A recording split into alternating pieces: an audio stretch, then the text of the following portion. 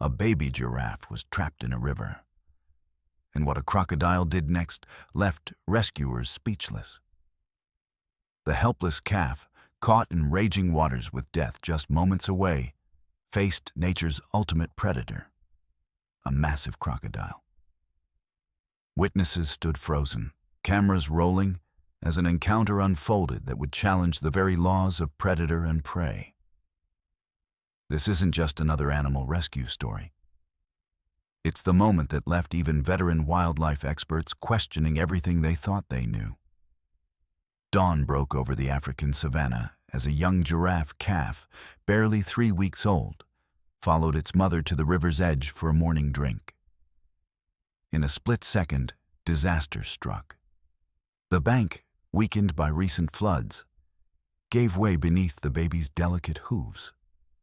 The calf plunged headfirst into the swollen river, its gangly legs thrashing wildly against the powerful current. The mother's desperate calls echoed across the water as she paced frantically along the shoreline, watching helplessly as her baby was swept downstream. It was heart-wrenching, recalled Park Ranger Themba Mwangi, who witnessed the scene unfold. The mother was making these guttural sounds I've never heard before. Pure desperation.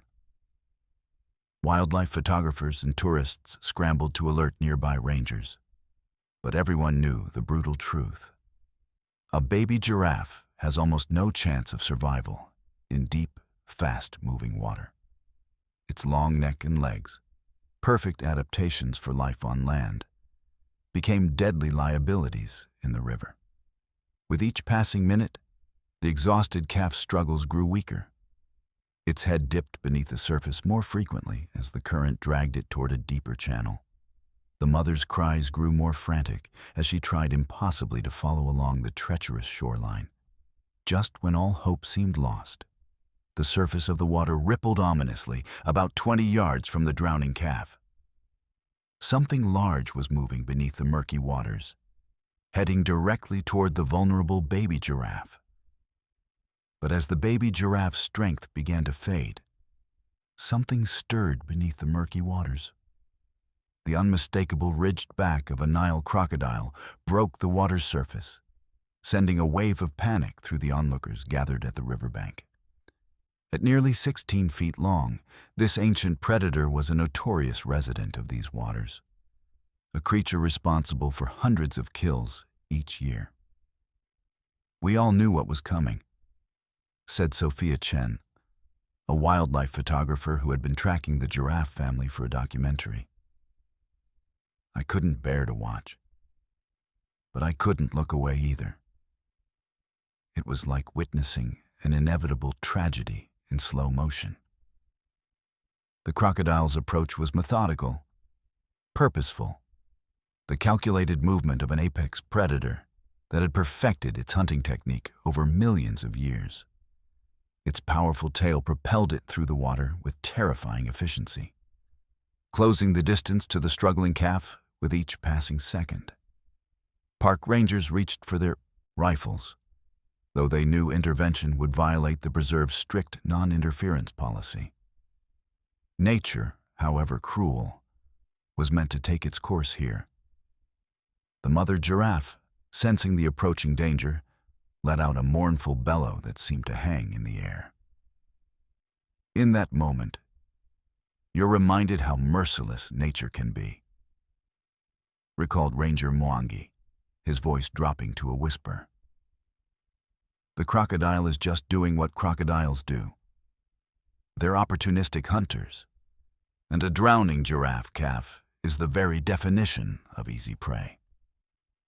The tourists who had been excitedly photographing giraffes moments earlier now watched in horror, some turning away, unable to witness the gruesome scene about to unfold.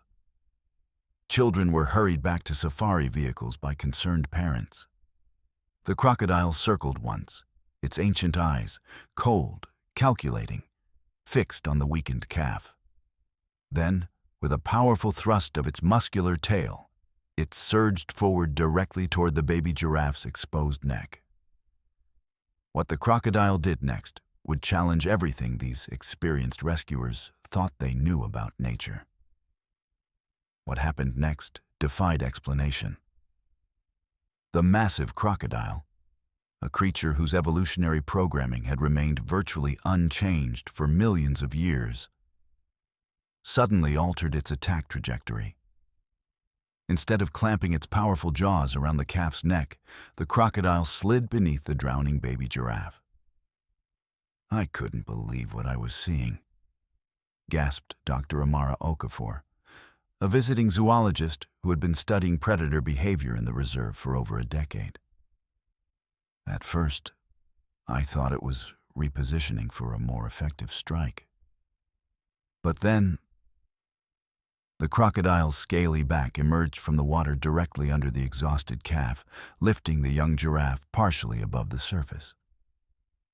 The baby's head rose above the waterline, allowing it to gulp precious air into its oxygen-starved lungs.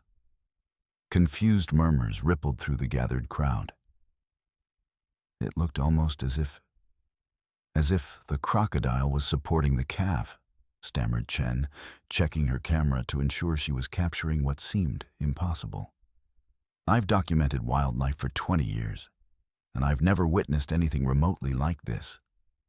For several long minutes, the crocodile appeared to maintain this position, keeping the baby giraffe's head above water as the current carried them both downstream. Rangers exchanged baffled glances. Tourists whispered theories ranging from the practical, perhaps the crocodile was simply positioning its meal, to the fantastical. The crocodile's behavior contradicted everything known about these ancient predators. Dr. Okafor frantically scribbled notes, her hands trembling with excitement and disbelief. Crocodiles have been apex predators for over 200 million years, she explained later. Their brains are primarily wired for survival and hunting. Complex behaviors like this simply aren't part of their documented repertoire. Local guide Jabari Kante, who had grown up along these riverbanks, watched with wide eyes. My grandfather used to tell stories, he whispered to the tourists beside him. Tales of the river guardians, crocodiles who chose certain animals to protect rather than devour. We all thought they were just myths to keep children from wandering too close to the water. The mother giraffe paced nervously along the shoreline, her eyes never leaving her calf. Occasionally, she would stretch her long neck out over the water, as if considering an impossible rescue attempt. Her distress calls had attracted other giraffes from the herd, who now stood in a protective cluster nearby, their collective anxiety palpable in the morning air. Then, in another bewildering move, the crocodile began swimming toward the shoreline, still supporting the calf on its back. The mother giraffe, who had been racing along the riverbank in distress, stopped and watched with the same apparent confusion as the human observers. The crocodile navigated through the current with surprising precision, noted Ranger Mwangi.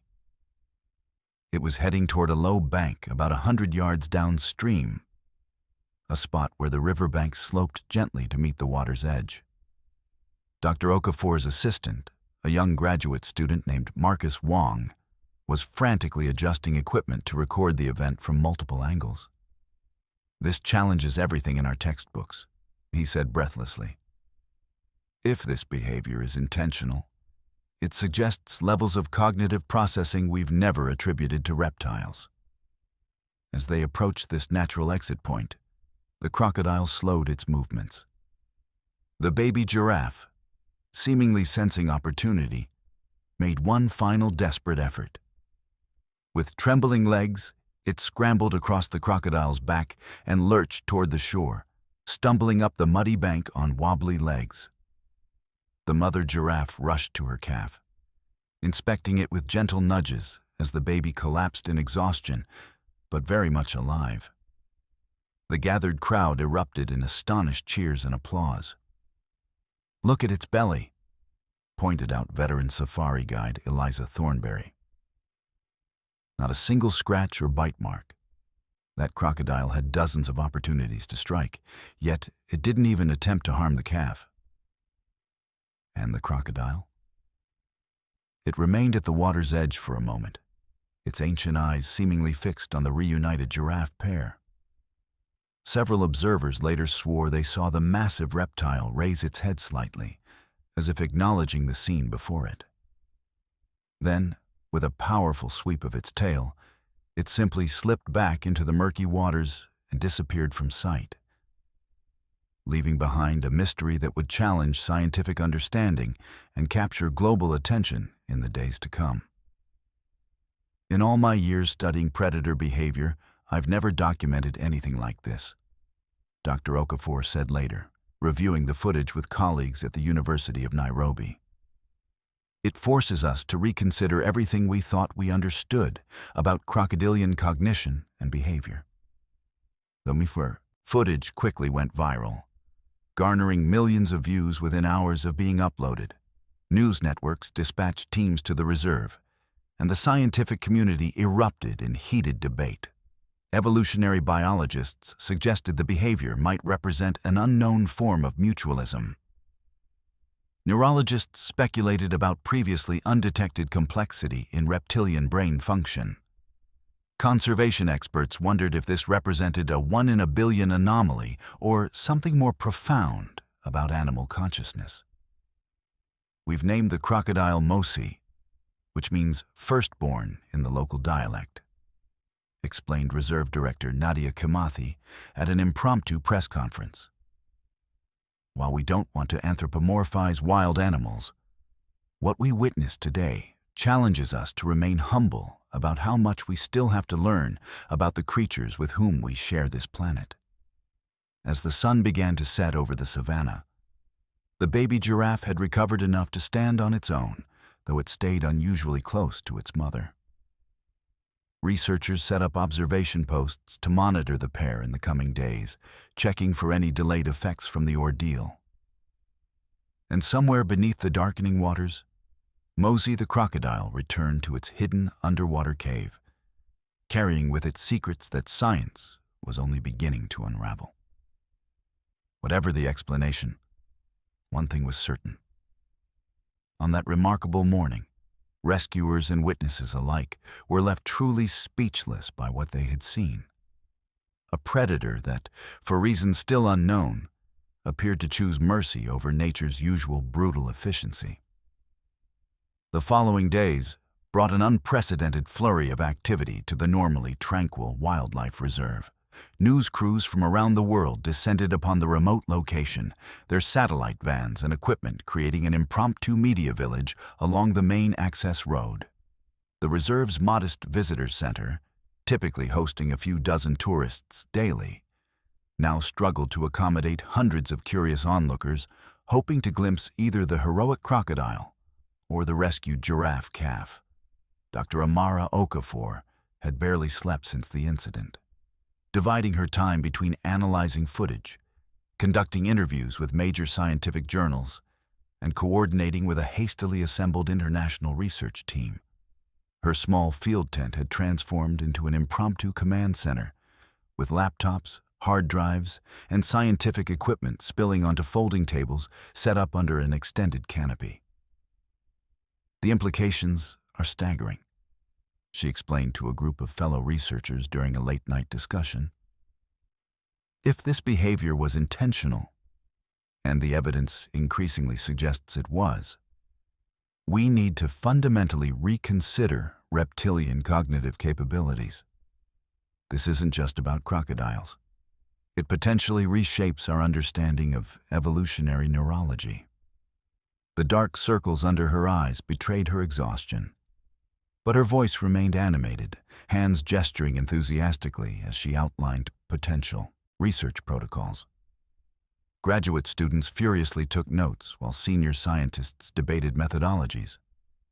The small kerosene lamps cast long shadows across their faces as the discussion continued well past midnight. We need to be extremely cautious about anthropomorphizing, warned Dr. Heinrich Müller, a behavioral biologist from Berlin who had arrived just hours earlier. The history of animal behavior research is littered with misinterpretations based on human projections. Perhaps there's a perfectly rational explanation, a hunting strategy we haven't documented before, or a neurological anomaly in this specific crocodile. With all due respect, Heinrich, countered Dr. Okafor, pulling up high-resolution images on her tablet. Look at the precision of these movements. The crocodile adjusted its position multiple times to keep the calf's head above water. When the current shifted, it compensated perfectly. This wasn't random behavior. Meanwhile, the mother and calf had become reluctant celebrities in their own right. Reserve management had established a protective perimeter around the giraffe herd, allowing observation only from designated viewing platforms at a considerable distance. Despite these precautions, the pair seemed remarkably unaffected by their newfound fame, grazing peacefully alongside their herd members. Rangers reported that the mother had become notably more vigilant, positioning herself between her calf and the river whenever they approached water sources. The young giraffe, temporarily nicknamed Lucky by the staff, though Dr. Okafor insisted on using only its tracking designation, GRF 237, in official documentation, displayed typical behavior for its age. Playful, curious, occasionally testing its growing legs with awkward gallops across the savanna. The calf shows no signs of trauma, reported wildlife veterinarian Dr. James Mutua, who had been monitoring the young giraffe's recovery. Apart from some minor abrasions on its legs from the initial fall, it's in remarkable condition. No signs of infection, no behavioral abnormalities. It's as if the entire river incident never happened. Dr. Mutua had set up a specialized field clinic nearby, equipped with portable ultrasound and blood analysis equipment. His team conducted twice-daily observations using high-powered spotting scopes, documenting every aspect of the calf's behavior and physical condition without disturbing the animals. We're particularly interested in potential delayed stress responses, he explained to a documentary crew from National Geographic. Wild animals often mask symptoms of distress as a survival mechanism. But so far, all physiological indicators, feeding patterns, social interactions, even sleep cycles, suggest normal development. Most intriguing of all was the behavior of Mosey, the crocodile. Rather than retreating to the depths of the river system as researchers had expected, the massive reptile had taken to basking openly on a sandbank near where the rescue had occurred. This unprecedented behavior drew mixed reactions from the scientific community. Crocodiles are typically secretive, especially after being exposed to significant human activity, explained herpetologist Dr. Sandra Blackwood, who had arrived from Australia specifically to study Mosey. This individual seems almost comfortable with attention. It's displayed none of the defensive behaviors we'd expect. Dr. Blackwood had pioneered non-invasive monitoring techniques for saltwater crocodiles in Queensland. Her team had set up an elaborate array of infrared cameras, underwater microphones, and motion sensors throughout Mosey's territory. The data they collected revealed fascinating patterns. Most crocodiles this size would maintain a hunting territory of roughly 2 kilometers along the riverbank, she noted, pointing to a digital map covered with tracking data. Mosey has reduced its range by approximately 60%, concentrating almost exclusively around the rescue site. Even more interesting, it's been exhibiting what we call sentinel behavior, regularly patrolling the same section of riverbank where giraffes frequently come to drink. The implications of this observation sent ripples through the scientific community. Was the crocodile actually monitoring the safety of the local giraffe population? Or was this simply a territorial response to the increased human activity in the area? Local communities around the reserve had their own interpretations of the event. In the nearby village of Mawini, Elders gathered nightly around fires, sharing ancient stories that suddenly seemed relevant again. Tales of ancestor spirits inhabiting river creatures, of sacred pacts between animals, of wisdom that transcended species boundaries. My grandmother told me these stories when I was a child, said Esther Nduta, who now worked as an administrative assistant at the reserve, about how the river holds memories older than mankind, and sometimes these memories surface in unexpected ways. Many people here believe Mosey is carrying such a memory. Nduta had become an unexpected cultural bridge between the scientific teams and local communities. Born in Maweni, but educated at the University of Nairobi, she moved comfortably between worlds, translating not just words but cultural contexts. Under her guidance, researchers began documenting the rich oral traditions surrounding the river and its crocodiles, creating an unprecedented interdisciplinary approach to the mystery. "There's a story passed down for generations," explained village elder Mzee Jakaya, his weathered face illuminated by firelight as Nduta translated.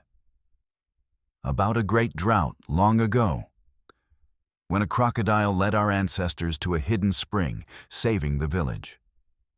The elders of that time declared the crocodile sacred, and a covenant was made between our people and the river guardians. Younger villagers had been skeptical of such tales, until now. Suddenly, ancient wisdom was being re-evaluated alongside scientific inquiry, creating unexpected collaborations. Local knowledge of crocodile behavior patterns passed down through generations provided researchers with valuable insights that might otherwise have taken months to discover. The scientific establishment remained skeptical of such interpretations, but even the most rational researchers found themselves struggling to explain what they had witnessed. Prominent behavioral ecologist Dr. Richard Thorne arrived from Cambridge University with advanced equipment to measure the crocodile's brain activity patterns from a distance. "We're detecting unusual activity in the prefrontal region," he admitted after several days of observation. "Nothing conclusive yet, but there are indications of neural complexity we wouldn't typically associate with crocodilians. It's perplexing, to say the least." Dr. Thorne's team had deployed a modified version of electroencephalography technology originally developed for marine mammal research. Using sensitive detectors placed along the riverbank, they could capture faint electrical signals from Mosey's brain when the crocodile basked nearby. The patterns we're seeing share more similarities with mammalian problem-solving neural signatures than with typical reptilian responses, he explained during a hastily organized symposium at the reserve's conference center. "I want to emphasize that this is preliminary data, but if confirmed, it suggests cognitive processes we've never documented in crocodilians before." The scientific community split into factions, those embracing the possibility of unprecedented animal cognition versus those insisting on more conventional explanations. Academic reputations hung in the balance, with established paradigms under threat. The debate spilled from professional journals into mainstream media, with prominent scientists taking increasingly public positions. Tourism officials were struggling to balance the sudden economic windfall with conservation priorities. Hotel occupancy in nearby towns had reached 100%, with visitors booking accommodations months in advance. Local guides who knew the reserve well had become overnight celebrities themselves, commanding premium fees for their services. "We're implementing a rotating visitation system," explained Nadia Kimathi, the reserve director. "Limited numbers, strictly enforced viewing times, substantial distance requirements. The welfare of the animals must come first, even with this unprecedented opportunity for conservation funding." Behind closed doors, Kimathi faced immense pressure from government officials eager to capitalize on the tourism potential. Several ministers had visited personally, suggesting expansions to visitor facilities and even proposing a dedicated Mosi and Lucky safari experience. She had resisted firmly, threatening resignation if conservation standards were compromised. This reserve exists to protect wildlife, not exploit it, she had told the tourism minister bluntly during one tense meeting. We have a responsibility to ensure these animals can live natural lives, not as attractions in an open-air zoo. Her stance won grudging respect, and a compromise emerged. A significant portion of all tourism revenue would be directed toward expanded conservation efforts throughout the region, creating wildlife corridors between fragmented habitats and funding anti-poaching initiatives. The local economy transformed almost overnight. Village craftspeople began creating crocodile and giraffe-themed artwork, selling to eager tourists. Former poachers found employment as wildlife guides and security personnel. Schools reported record attendance as families could suddenly afford to keep children in education rather than needing them for subsistence labor. Whatever Mosey's intentions were that day, reflected Kimathi, the ripple effects have created opportunities for both wildlife and people that we couldn't have imagined. Perhaps most significant was the global conversation the incident had sparked. Social media buzzed with theories and debates. Conservation organizations reported record donations. Universities adjusted their biology curricula to include discussion of the event. Children sent thousands of drawings of the crocodile and giraffe to the reserve. Something about this story resonates deeply with people, reflected Sophia Chen, whose photographs of the rescue had appeared on magazine covers worldwide. In a world often defined by conflict and self-interest, witnessing what appears to be compassion from one of nature's most feared predators gives people hope. Whether it was actually altruism or some biological anomaly doesn't seem to matter to most people. They've embraced the narrative of unexpected mercy. Chen had remained at the reserve, documenting the aftermath with the same careful eye that had captured the original event. Her photographs revealed subtle details others missed. The way certain giraffes now position themselves during river crossings, the changed patterns of crocodile movement, the transformation of the landscape as human presence expanded and contracted around the phenomenon. Philosophers and ethicists joined the conversation, exploring what the incident might mean for human understanding of consciousness and moral agency.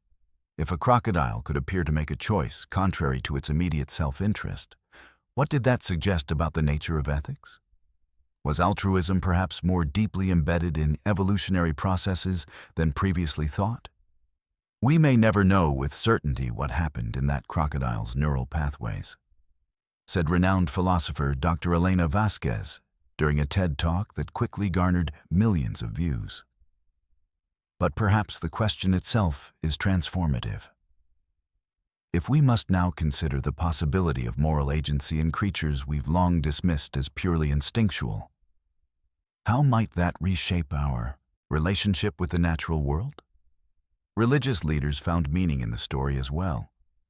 Imams, priests, rabbis, and monks referred to the incident in sermons and teachings, finding in it reflections of their own traditions' messages about compassion transcending boundaries. Interfaith dialogues formed around the implications, creating unexpected bridges between diverse belief systems. As the sun set on the seventh day after the incident, Dr. Okafor stood alone at the river's edge, watching Mosey's distinctive ridged back cutting through the water in the distance. The crocodile moved with purpose toward the deeper channels, perhaps hunting, perhaps simply patrolling its territory. "You've changed everything, haven't you?" she whispered, knowing the crocodile couldn't hear her. "Whether you meant to or not, you've forced us to question our assumptions about consciousness, about intention, about the boundaries between instinct and choice." A soft rustle in the grass behind her announced Esther and Duta's arrival. The two women stood in companionable silence for a moment, watching the ancient reptile navigate the currents with effortless grace. My grandmother would say that Mosey has always known what we're just beginning to learn, and Duta said quietly, that the world is more connected than our eyes can see. Dr. Okafor nodded thoughtfully. Her scientific training urged caution against such interpretations, but something about the past week had shifted her perspective. Perhaps wisdom comes in many forms, she replied, and perhaps we need both your grandmother's stories and my research equipment to understand it fully. In the coming months, the research would continue, papers would be published, debates would rage in academic circles. The reserve would establish new protocols for wildlife management based on their observations. Tourists would come and go, carrying away photographs and memories. The mystery of what had truly motivated Mosey's actions remained unsolved. But one thing was certain. In that single moment of unexpected intervention, a crocodile had not only saved a giraffe, but had also challenged humanity's understanding of the natural world and perhaps of itself. As darkness fell over the savannah, the stars emerged in brilliant clarity, reflecting on the river's surface. Somewhere in that vast landscape, a young giraffe slept safely beside its mother, while beneath the dark waters, an ancient predator continued its enigmatic existence. Each forever connected by an encounter that defied explanation, but had somehow managed to touch the hearts and minds of people around the world, reminding them that nature's greatest mysteries might not be found in its most extreme environments, but in the unexpected moments of connection between the most unlikely of creatures. 3 weeks after the remarkable rescue, the research camp had settled into a rhythm of careful observation and data collection. The initial media frenzy had subsided somewhat, though a core group of dedicated journalists and documentary filmmakers remained, capturing the unfolding story with patient professionalism. The reserve management had established clear boundaries, creating a delicate balance between scientific access, tourism, and wildlife protection. Dawn broke over the savannah with characteristic splendor, painting the landscape in hues of amber and gold. Dr. Okafor emerged from her tent, coffee in hand, to find her research team already gathered around the main monitoring station. Something in their posture, the way they huddled together, voices low and urgent, immediately alerted her that something significant had occurred. "What is it?" she asked, quickening her pace. Dr. Blackwood looked up from the display screen, her expression a mixture of disbelief and excitement. "It's Mosey. The tracking data from last night shows something unprecedented." The advanced telemetry system they had installed throughout the river system had been recording the crocodile's movements with remarkable precision. The screen displayed a map of the river with a glowing trail indicating Mosey's path during the night hours. Instead of the typical random patterns of a hunting crocodile, the trail showed a deliberate journey upstream, followed by an extended period in a small tributary before returning to its usual territory. That's nearly 7 kilometers from Mosey's established territory, Dr. Thorne noted, pointing to the furthest point on the trail. Crocodiles rarely venture so far without a compelling reason. But that's not the most interesting part, Dr. Blackwood continued, zooming in on the tributary area. This section here, where Mosey spent almost 3 hours, is a known poaching hotspot. Rangers have been battling ivory hunters in that sector for months. The implications hung in the air, unspoken but undeniable. Had the crocodile somehow detected human activity in a remote section of the reserve? More importantly, what had prompted such a significant deviation from its established patterns? Dr. Muller adjusted his glasses. peering at the data with characteristic skepticism. We need to consider all possibilities before jumping to conclusions. Perhaps there was an unusual concentration of fish in that tributary. Or maybe territorial disputes with other crocodiles drove Mosey temporarily from its preferred hunting grounds. The timing seems remarkably coincidental, Dr. Thorne countered. This is the third night this week with reported poaching activity, and the only night Mosey has made such an extensive journey. Their speculation was interrupted by the arrival of Kimathi, the reserve director, accompanied by 2 rangers whose grim expressions suggested trouble. They entered the research tent with purposeful strides, mud still clinging to their boots from an early morning patrol. "We've just returned from the northern tributary," Kimathi announced without preamble. "Last night, our anti-poaching units detected movement in the restricted zone, but found nothing when they arrived. This morning, we discovered this." She unfolded a map on the table and pointed to a location that matched precisely with Mosey's nighttime destination. 3 poachers, found unconscious but alive on the riverbank. Their boat was capsized, equipment scattered. They're currently in custody and receiving medical attention. A stunned silence fell over the group. Dr. Muller was the first to find his voice.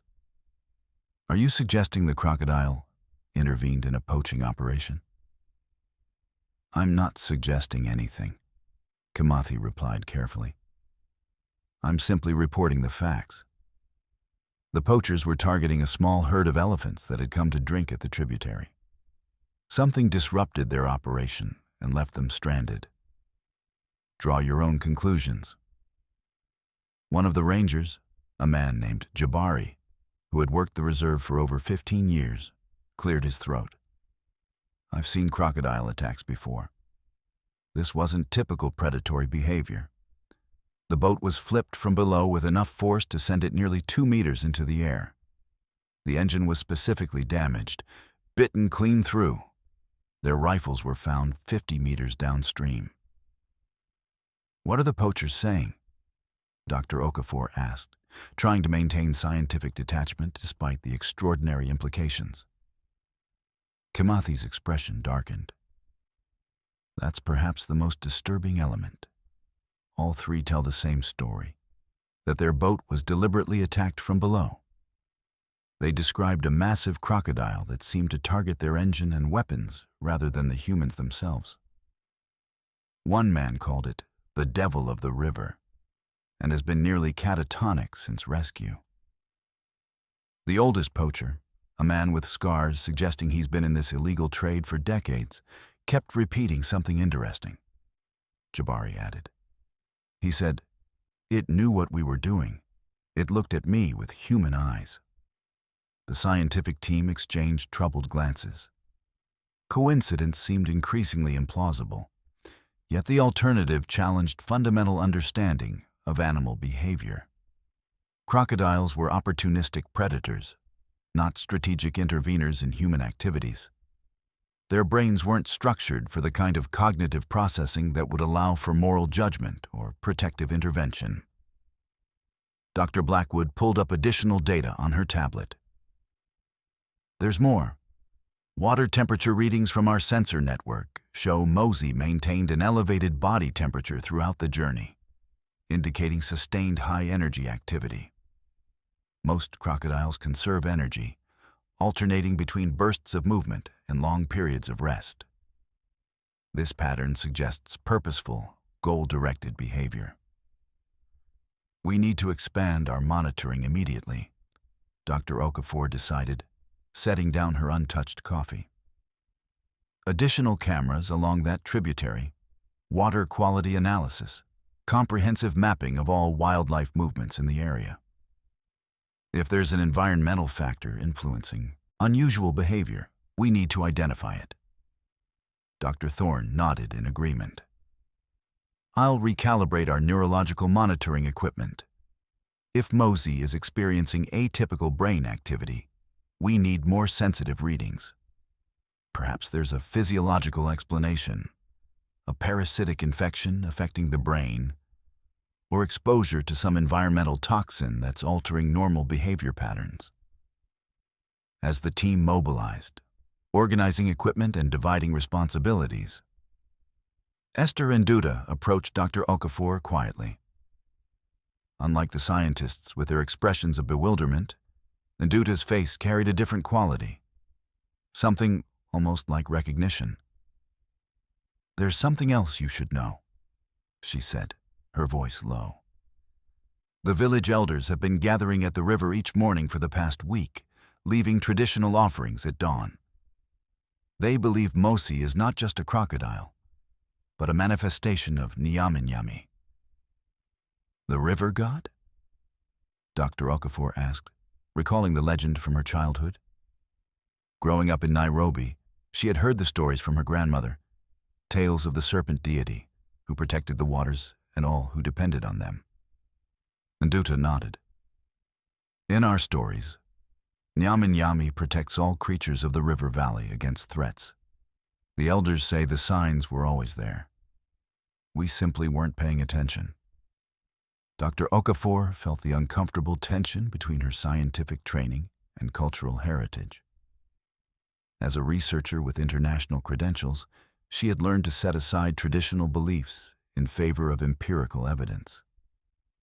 Yet there was wisdom in indigenous knowledge that Western science was only beginning to appreciate. "What kind of signs?" she asked, careful to keep her tone neutral rather than dismissive.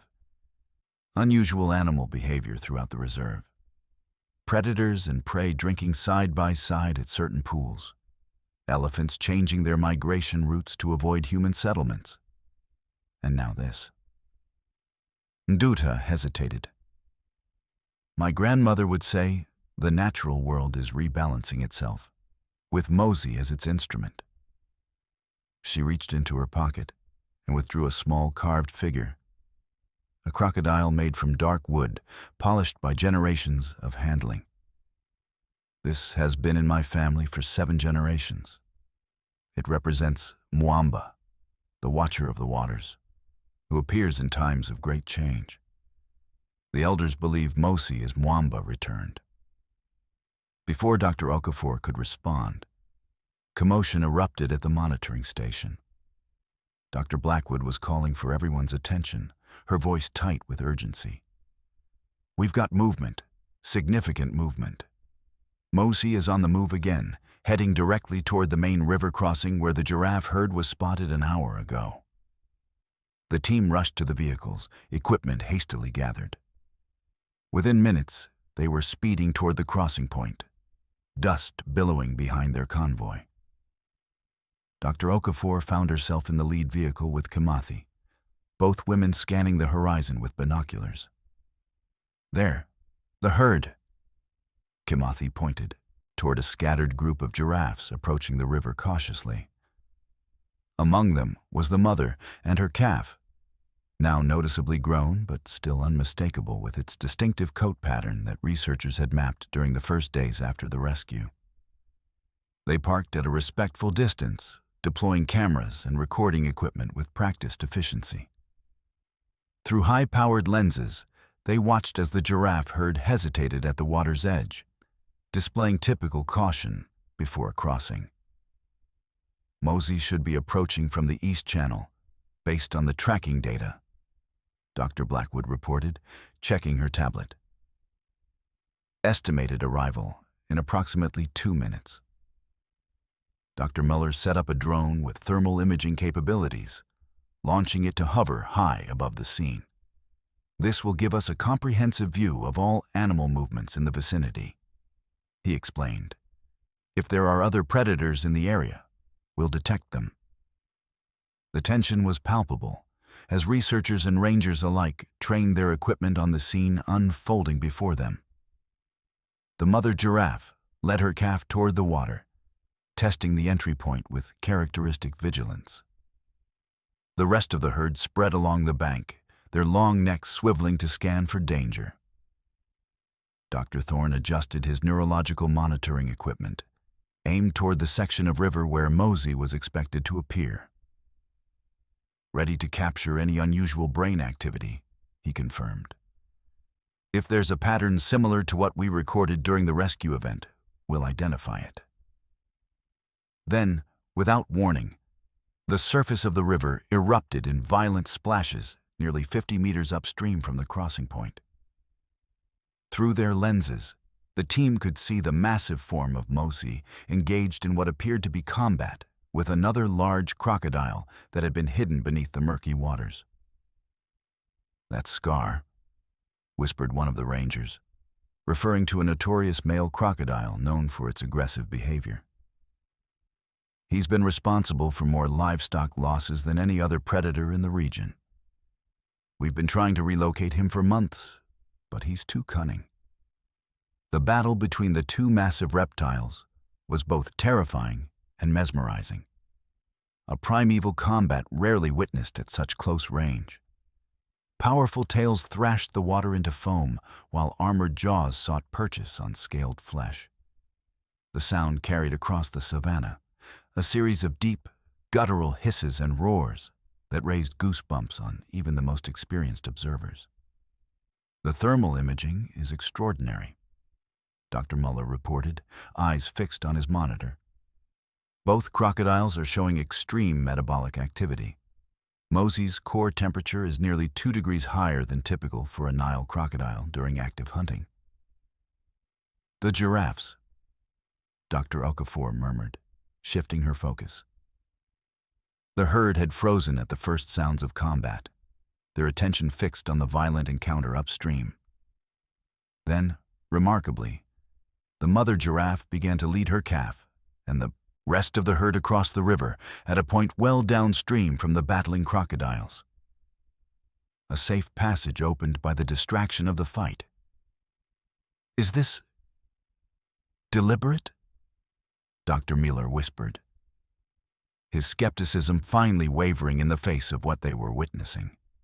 Could Mosey actually be creating a diversion? No one answered, too transfixed by the unfolding drama to speculate. The battle continued for several minutes, churning the river into muddy turbulence, while the giraffe herd completed their crossing without incident. As the last giraffe reached the safety of the opposite bank, the combat suddenly ceased. Scar retreated, his massive form disappearing beneath the surface, while Mosey remained visible, floating almost stationary in the current. "Scar is moving downstream rapidly," reported Dr. Muller, still monitoring the thermal imagery. "He sustained injuries to his right flank and tail. Mosey appears largely unharmed." Then, in a moment that would later be analyzed frame by frame in research institutions worldwide, Mosey turned in the water and appeared to look directly toward the now safe giraffe herd. The mother giraffe, still alert at the edge of the group, extended her long neck in the crocodile's direction. For several heartbeats, predator and prey seemed to acknowledge each other across the divide of species and natural order. "Tell me everyone is recording this," breathed Dr. Thorne, his hands trembling slightly as he adjusted his camera. "The neural readings during this interaction are unlike anything I've ever seen in a reptile. There's activity in regions analogous to the mammalian prefrontal cortex, areas associated with complex decision-making in higher animals." Duda stood slightly apart from the scientists, the wooden crocodile figure clutched in her hand.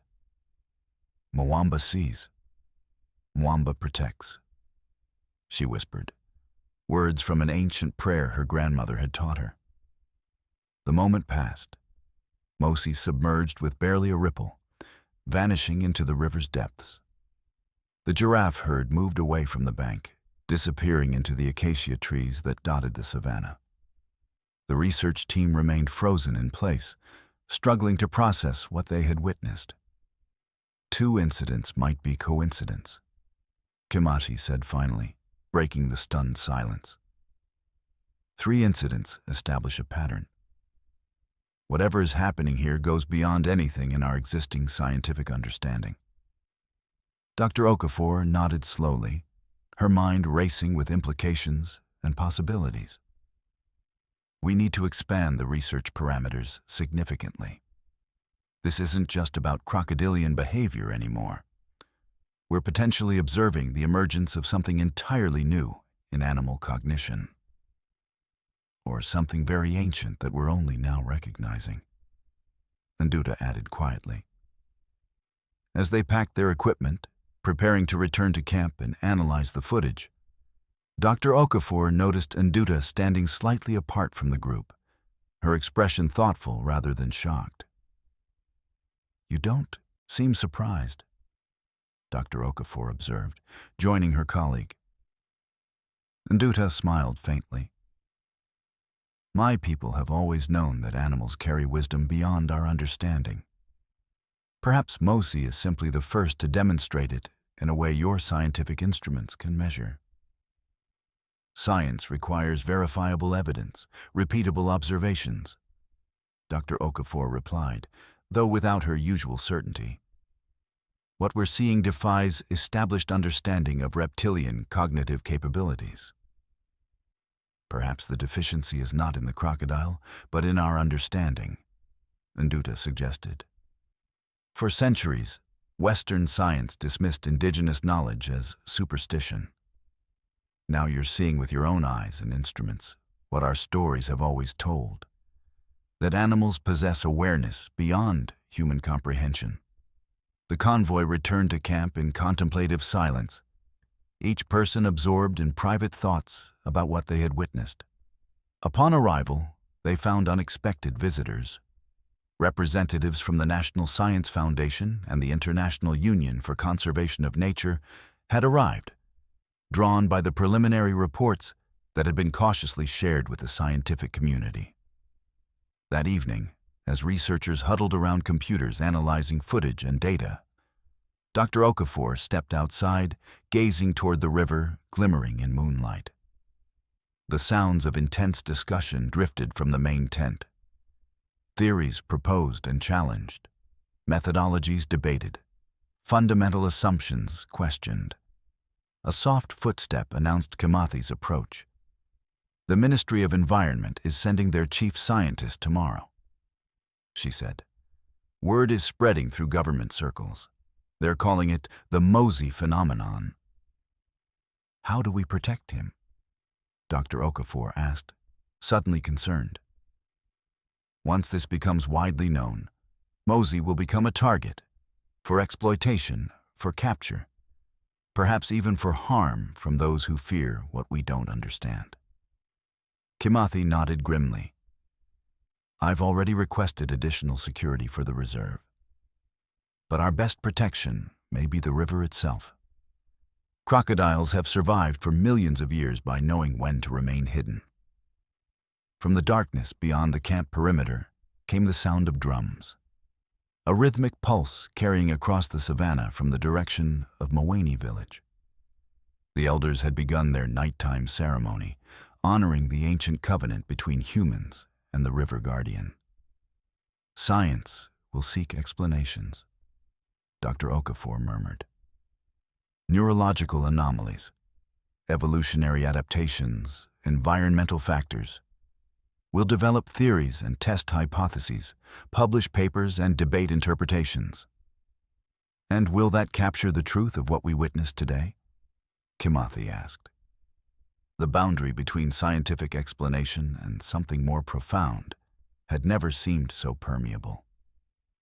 Whatever was happening with Mosi, whether explicable through advanced neurology or representative of something beyond current understanding, it was clear that the old paradigms were insufficient. "Perhaps," she whispered to the night, "we've been asking the wrong questions all along. Not whether animals can think like humans, but whether they think in ways we've never imagined." In the darkness, the river continued its eternal journey, carrying within its depths mysteries that were only beginning to surface, and a crocodile whose actions were rewriting the relationship between humans and the natural world. one unexpected choice at a time. The following morning brought clear skies and a sense of anticipation that hung over the camp like the mist rising from the river. Dr. Okafor had slept little, her mind racing with questions and possibilities. She found herself drawn to the river's edge before sunrise, watching the water's surface for any sign of Mosi. "I thought I might find you here," came Nduta's voice as she approached along the bank. The elders say this is the time when Mwamba listens most closely to human thoughts. Dr. Okafor smiled faintly. "I'm not sure what I believe anymore. 20 years of scientific training tells me there must be a rational explanation for what we're observing. But I can't deny the evidence before my eyes. Perhaps it's not a matter of choosing between science and tradition," Nduta suggested. "Maybe both are pathways to the same truth, seen from different perspectives." Their conversation was interrupted by a distant splash. Both women turned to see a distinctive ridged back, cutting through the water about 50 meters downstream. Mosi, making an unusually early appearance. The crocodile moved with deliberate grace, paralleling the bank where they stood.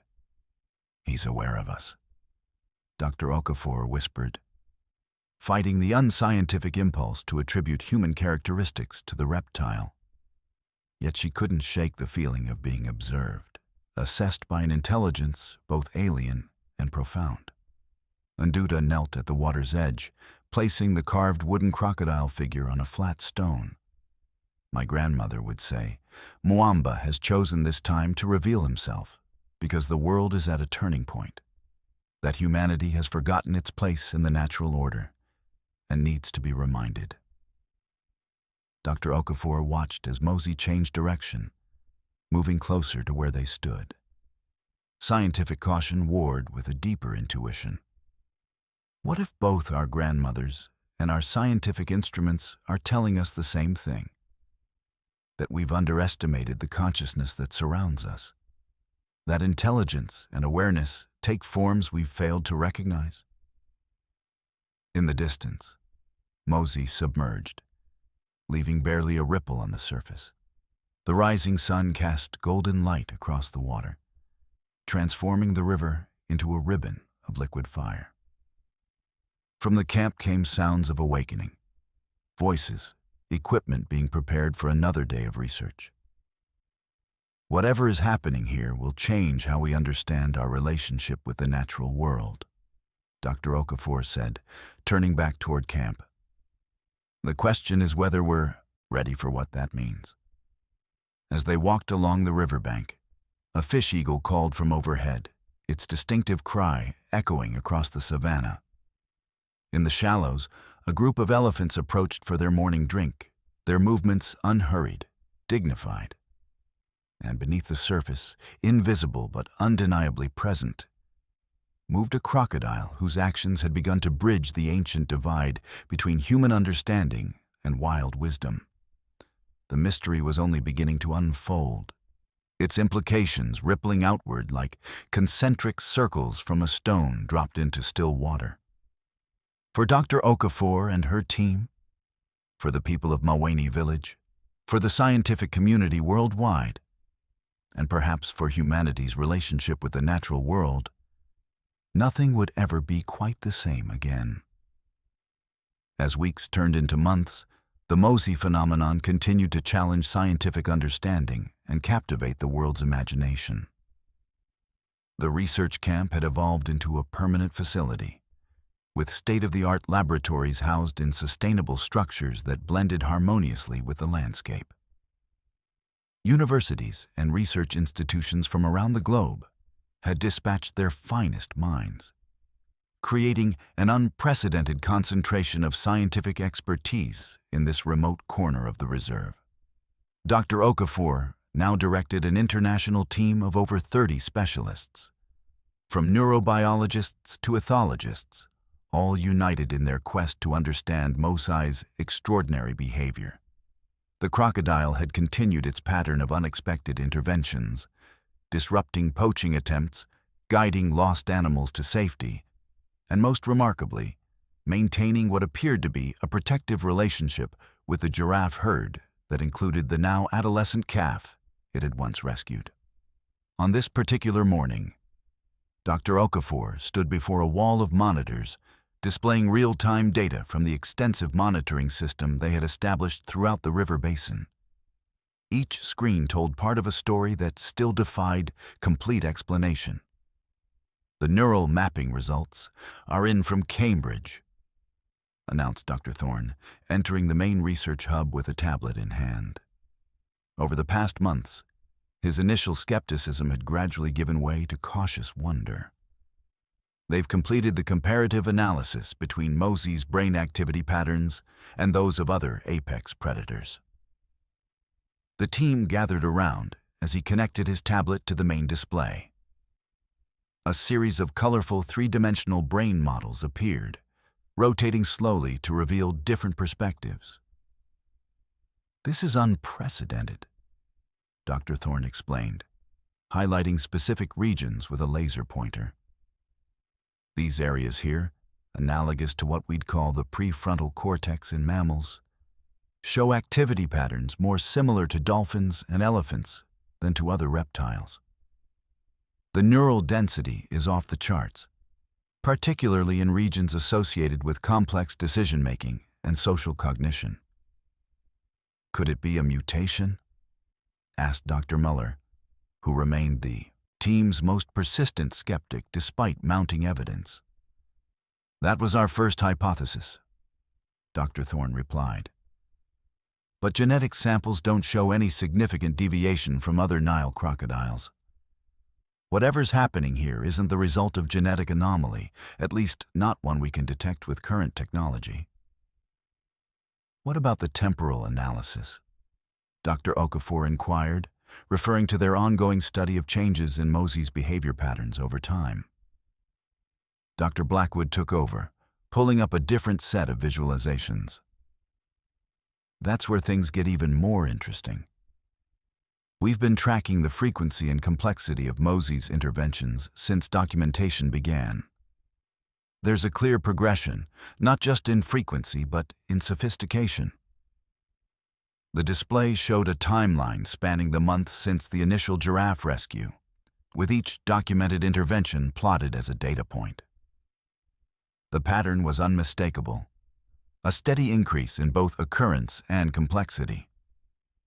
"It's as if Mosey is learning," Dr. Blackwood continued. "Each intervention builds on previous experiences. The most recent incidents show evidence of what we can only describe as strategic planning, anticipating problems before they occur, rather than simply reacting to immediate threats. Or perhaps it's not learning but remembering," came Nduta's voice from the doorway. Over the months, her role had evolved from cultural liaison to essential team member, bringing indigenous knowledge into dialogue with scientific methodology. "The elders say Mwamba carries ancient wisdom that awakens gradually when needed." The scientists exchanged glances, no longer dismissive of such perspectives as they might once have been. The phenomenon they were studying had humbled even the most conventional researchers, opening them to possibilities beyond established paradigms. "Whatever the explanation," Dr. Okafor said, "we need to consider the implications. If Mosey's behavior represents a form of intelligence we've failed to recognize in reptilian species, it challenges fundamental assumptions about cognitive evolution. If it's something else entirely." She let the thought hang unfinished. Their discussion was interrupted by Kimathi, who entered with an expression of controlled urgency. "We have a situation developing at the North Bend. The drone surveillance picked up unusual activity about 20 minutes ago." She activated the central display, showing aerial footage of the river approximately 5 kilometers upstream. A large cargo truck had stopped near the water's edge, and several individuals could be seen unloading what appeared to be heavy equipment. "Not our research team?" Dr. Okafor asked, though she already knew the answer. Kimathi shook her head.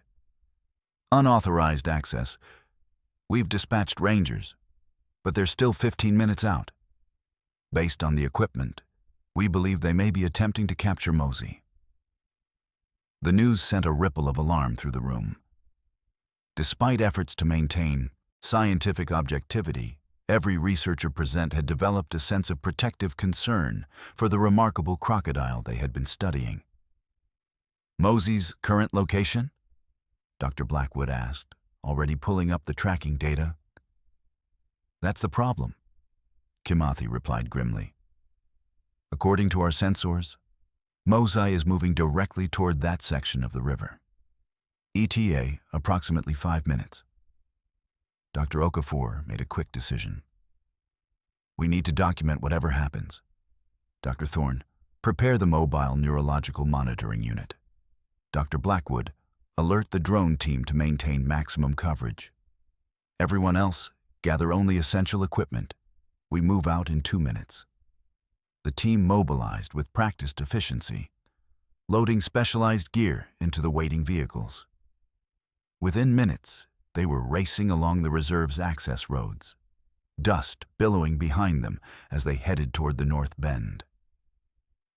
"Thermal imaging confirms 6 individuals at the site," reported Dr. Miller, monitoring the live drone feed from the lead vehicle. "They've deployed what appears to be a reinforced capture net across a section of the river and are positioning tranquilizer rifles."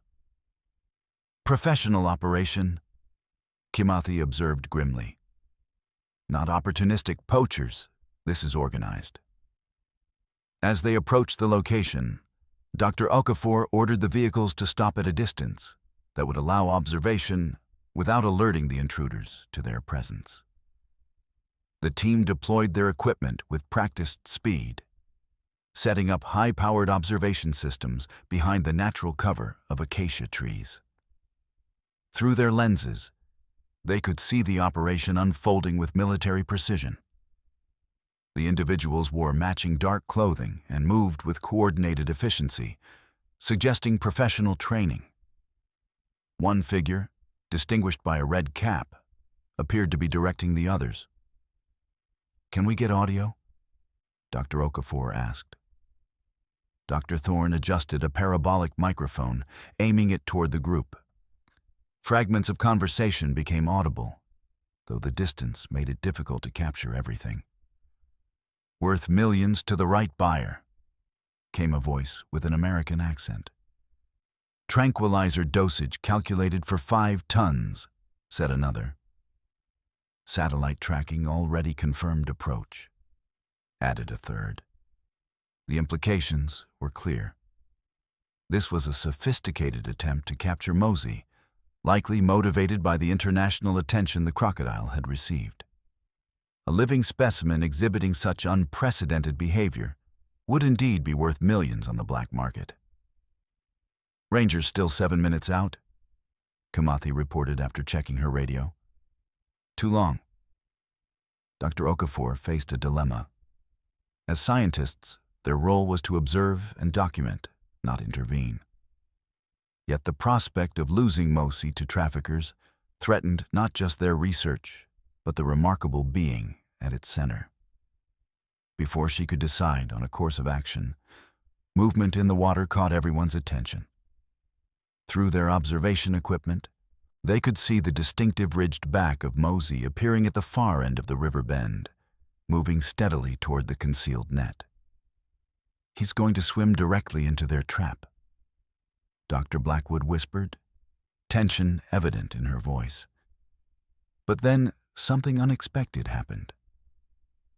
Approximately 50 meters from the net, Mosey stopped. The crocodile remained motionless in the water, only its eyes and the top of its head visible above the surface. "What's he doing?"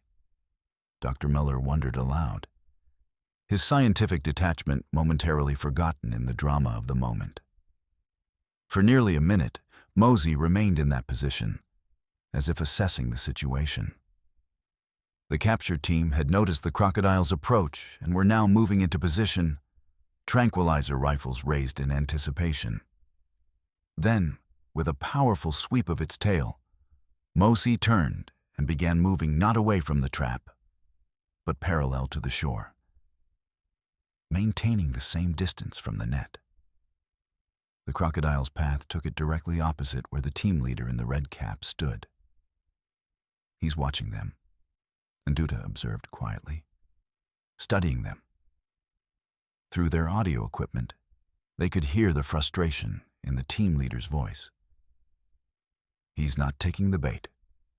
Reposition the net downstream." Two team members began adjusting the capture equipment, wading into the shallows to extend the net's reach. As they did so, Mosi suddenly submerged completely, vanishing from sight. "We've lost a visual," reported Dr. Muller, scanning the water's surface. "Thermal imaging showing nothing. The water's too deep for accurate readings." Tension mounted as seconds stretched into a full minute with no sign of the crocodile. The capture team seemed equally confused, their coordinated movements now giving way to uncertain glances and repeated scanning of the water. Then chaos erupted, not where Mosi had disappeared, but behind the capture team. The water exploded upward as the massive crocodile emerged with stunning speed. It had somehow circled behind them, using underwater channels to approach from an unexpected direction. The team scattered in panic, dropping equipment as they fled the sudden appearance of 5 tons of prehistoric predator on the riverbank. Mosi made no move to pursue them, instead focusing its attention on their equipment. With precise movements that seemed impossible for such a massive creature, the crocodile used its powerful jaws to crush the specialized capture gear, rendering the net and tranquilizer delivery systems useless. "Are you seeing this?" breathed Dr. Thorne, adjusting the neurological monitoring equipment. "The brain activity is off the charts. This is deliberate, calculated destruction of specific equipment." Indeed, Mosi seemed to be targeting only the capture gear, ignoring other items like backpacks and personal equipment. Within moments, the specialized net had been shredded. The carbon fiber poles that supported it snapped like twigs in the crocodile's powerful jaws. The capture team had regrouped at their vehicle, clearly reassessing their options in the face of this unexpected development. Through the parabolic microphone, fragments of their hurried conversation reached the research team. "Never seen anything like it. Specifically targeted our gear. Like it knew exactly what we were planning." The leader in the red cap made a decision, gesturing for his team to load up. Within minutes, they had abandoned the remainder of their equipment and were speeding away from the site, just as the first ranger vehicle appeared on the horizon. After ensuring the intruders had truly departed, the research team cautiously approached the riverbank. Mosi had returned to the water, but remained visible near the shore, as if monitoring the situation. This was not instinctive behavior, Dr. Muller stated, his scientific skepticism finally giving way to wonder. This was problem-solving at a level we've never documented in a reptilian species. Dr. Okafor knelt at the water's edge, maintaining a respectful distance, but close enough to observe Mosi clearly. The crocodile's ancient eyes seemed to meet hers, holding a gaze that felt impossibly knowing. "It's more than problem-solving," she said quietly. "It's agency." Mosi made choices, not just to avoid capture, but to prevent future attempts by destroying their equipment. That suggests an understanding of consequences beyond immediate circumstances. Nduta joined her at the riverside, the carved wooden crocodile figure in her hand. "My grandmother would say, Mwamba has revealed himself because the time is right, that some wisdom can only be understood when we are ready to receive it." As the rangers arrived and began securing the area, Dr. Okafor found herself at a crossroads, both professional and personal. The scientist in her sought classification, explanation, data that could be analyzed and published. But another part of her recognized that they were witnessing something that transcended current scientific frameworks, something that might require new language, new conceptual models to fully comprehend. "What now?" asked Dr. Thorne, giving voice to the question on everyone's mind. Dr. Okafor watched as Mosey submerged once more, leaving barely a ripple on the water's surface, a creature of ancient lineage moving through a modern world with unexpected awareness. "Now," she replied, "we reconsider everything we thought we knew about the boundaries of consciousness. And perhaps more importantly, we protect the being that has forced us to ask these questions." As they gathered the abandoned equipment for analysis, the team fell into contemplative silence. The incident had crossed a threshold from scientific curiosity to moral imperative. Whatever Mosey was, whether an evolutionary anomaly, the emergence of previously unrecognized reptilian intelligence, or something more profound as suggested by local tradition, the crocodile had demonstrated a right to existence beyond human exploitation. That evening, as the expanded research team gathered to process the day's events, Dr. Okafor made an announcement that would reshape their project. Today's incident makes clear that our responsibility extends beyond documentation. We need to establish a permanent protection protocol for Mosey and this entire river system. She looked around at the assembled researchers, seeing agreement in their expressions. But we also need to reconsider our fundamental approach. We've been studying Mosey as a subject. Perhaps we need to consider the possibility of relationship. "You're suggesting interspecies communication?" Dr. Muller asked, raising an eyebrow. "I'm suggesting we remain open to possibilities beyond our current paradigms," Dr. Okafor clarified. "Throughout history, science has advanced when we've been willing to question our assumptions. Whatever is happening with Mosey challenges our understanding of animal consciousness in fundamental ways." As night fell over the savannah, the research team continued their discussion, their voices carrying into the darkness. Near the river's edge, unseen by human eyes, a massive form moved silently through the water. A creature of ancient lineage, carrying wisdom that was only beginning to reveal itself to the modern world. In the village of Maweni, elders gathered around fires, sharing stories of Mwamba that suddenly seemed less like legends and more like prophecies. In universities across the globe, colleagues of the research team debated the implications of their findings, some embracing the challenge to establish theories, others dismissing the observations as misinterpretation. And in the heart of the reserve, where the river curved through ancient landscapes, a relationship was forming between species separated by millions of years of evolution, but united by a shared capacity for awareness that transcended biological categories. The story of Mosey, or Mwamba, was far from complete. But a new chapter had begun, one in which human understanding might finally expand to recognize the complex consciousness that had always existed beyond the boundaries of our perception, waiting only for us to develop the wisdom to see it.